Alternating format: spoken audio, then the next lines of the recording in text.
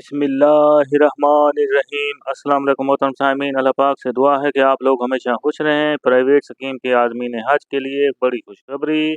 Private scheme के ज़रिए जाने वाले आदमीन हज जिन्होंने साल 2025 के वो लेफ़्ट ओवर आदमीन हज जिन्होंने अपनी बुकिंग मुकम्मल करा चुके थे और कोटा ना मिलने की वजह से ना जा सके, उन्होंने टूर ऑपरेटर से रिफ़ंड रकम वापस नहीं ली थी और उनकी रकम सऊदीया में ही मौजूद है।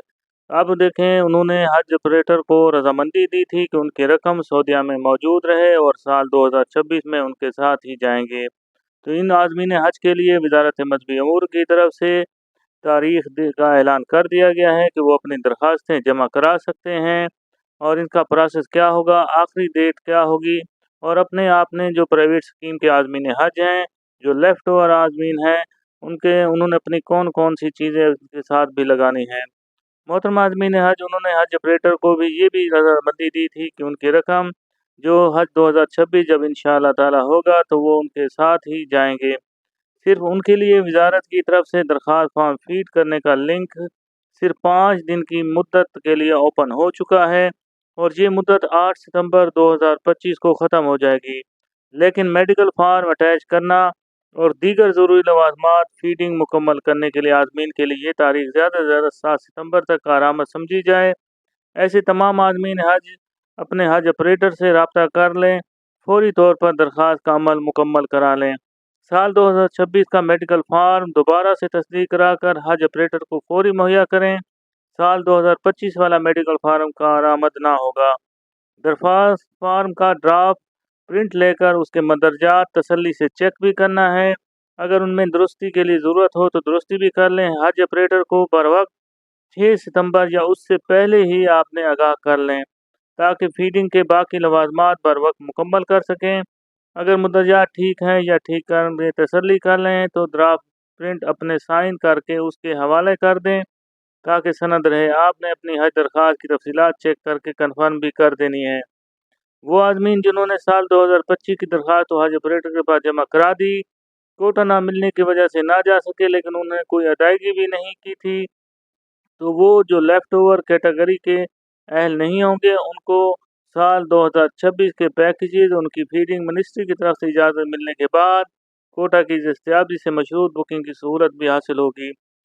आप मोहतरम आदमीन हज जिन्होंने साल 2025 में प्राइवेट में बुकिंग कराई थी और कोटा ना मिलने की वजह से ना जा सके, उन्होंने अपनी रकम यानी हज ऑपरेटर से वापस ले ली थी या उनको ड्राप होने की तस्दीक कर दी थी, वो लेफ़्ट ओवर आदमीन हज में शुमार नहीं होंगे। इसके अलावा प्राइवेट स्कीम में जाने के वो ख्वाहिशमंद जिनका ताल्लुक साल 2025 के लेफ़्ट ओवर आदमीन से नहीं बल्कि उन्होंने साल 2026 के लिए जो इस बार नई दरख्वास्तें अप्लाई कर दी थीं, वो अपने हज टूर ऑपरेटर से राब्ते में रहें ताकि वजारत की तरफ से जारी करदा हिदायत की रोशनी में उनकी बुकिंग और एप्लीकेशन का प्रोसेस भी शुरू हो सके।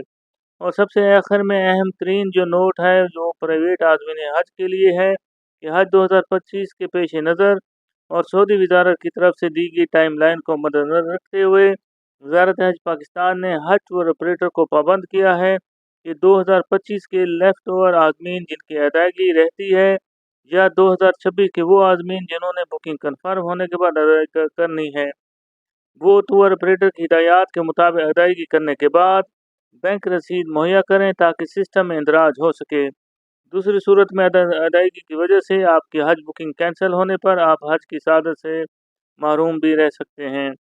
आज़मीन हज बर वक्त अदायगी को यकीनी बनाएं ताकि पिछले साल की तरह इस साल भी किसी किस्म का मसला ना हो।